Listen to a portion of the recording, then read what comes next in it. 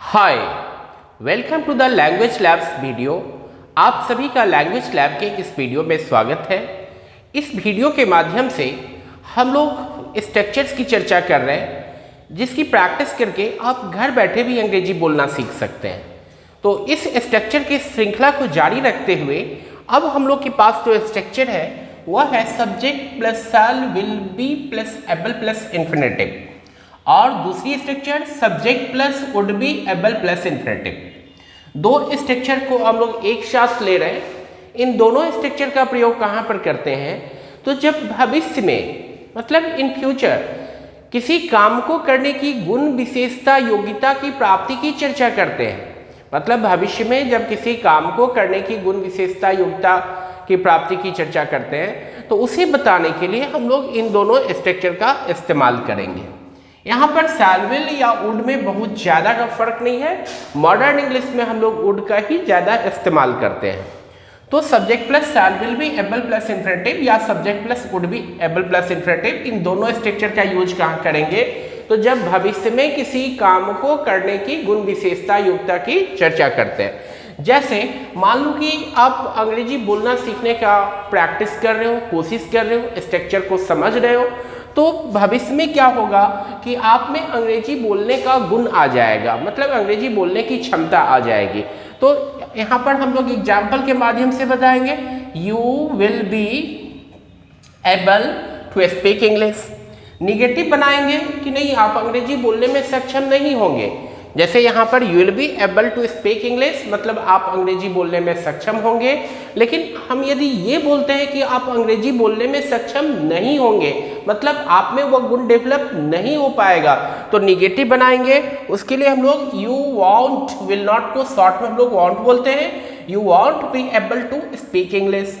फिर किसी से हम इंफॉर्मेशन लेते हैं कि नहीं, क्या वह अंग्रेजी बोलने में सक्षम होगा, क्या आप अंग्रेजी बोलने में सक्षम होंगे, तो उसके लिए हम लोग क्या करेंगे, विल को सब्जेक्ट से बाहर कर लेंगे। जैसे will you be able to speak English, और इंटरोगेटिव निगेटिव बनाएंगे तो उसके लिए हम लोग क्या करेंगे, वांट को सब्जेक्ट से बाहर कर देंगे। जैसे won't you be able to speak English, या इसका दूसरा सब्स्टिट्यूट सिर्फ विल को बाहर निकालेंगे, सब्जेक्ट के बाद नॉट रखेंगे। जैसे will you not be able to speak English. तो इस तरीके से हम लोग 4 वे में सेंटेंस का फॉर्मेशंस किए। यहाँ विल की जगह पर या शैल की जगह हम लोग वुड का भी इस्तेमाल कर सकते हैं। जैसे you would be able to speak English, you wouldn't be able to speak English, would you be able to speak English, wouldn't you be able to speak English, या would you not be able to speak English।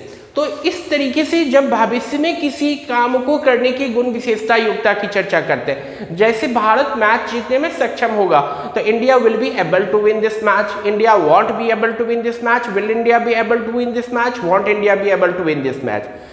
तो आप बहुत ही आसानी से जब भविष्य में किसी के बारे में ये बताना हो कि वह इस काम को करने में सक्षम होगा, तो आप इस स्ट्रक्चर की मदद से सेंटेंस का फॉर्मेशंस कर सकते हैं। उसमें आपको बहुत परेशान होने की जरूरत नहीं होगी यदि आप इस स्ट्रक्चर का इस्तेमाल करते हुए 4 वे में प्रैक्टिस कर लेते हैं, जो कि बहुत ही इंपॉर्टेंट फैक्टर है। In order to develop your communications you need to practise a lot. आप बार बार उसको प्रैक्टिस करो, स्ट्रक्चर पर सेंटेंस बनाओ, प्रैक्टिस करो, वर्बल प्रैक्टिस करो, अपने आप से क्वेश्चन पूछो। जैसे